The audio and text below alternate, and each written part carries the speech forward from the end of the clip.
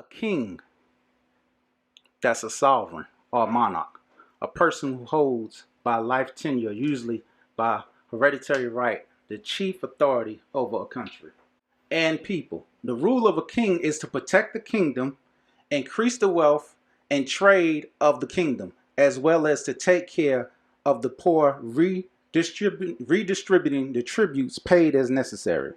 So in other words, the king is responsible for you. He's responsible for everything, your well-being, everything you have. In order for the king to get his glory, it goes by his territory. So if I expand my territory and I have more territory and I have more citizens, that makes me great as a king.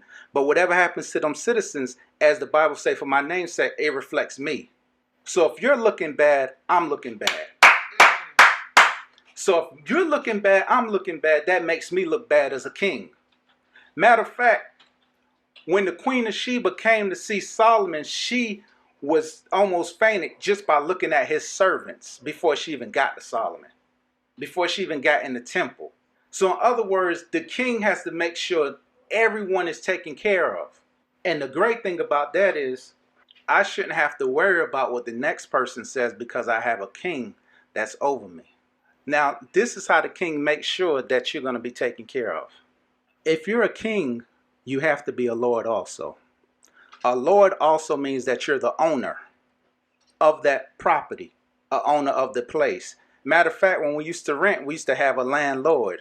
And whenever the first or the fifth rolled around, that landlord comes knocking. If you was me and you was young, you were the one that was actually, as we can say, ducking the landlord.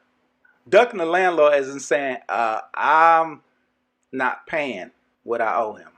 A king is automatically a lord, but a lord can't also be a king. Vice versa. It can't be vice versa. Lord has to do with the ownership, but king has to do with the authority. So if I'm a lord over this complex, I own it, but I can't control the people that stay in my apartments. I can't control the people that stay in my trailers. I can't control the people that stay in my house. I can't control my tenants because I'm not king. I'm just lord. I own the property. So the king has the authority and also he becomes lord. So let's put this together and give us this big thing that happens.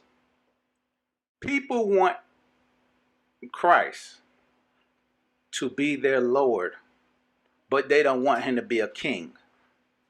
They prefer him to be a president because you can cooperate and we can negotiate with the president, or we can vote and change things. So long as he's Lord and they say he owns me, but he has no authority over my life.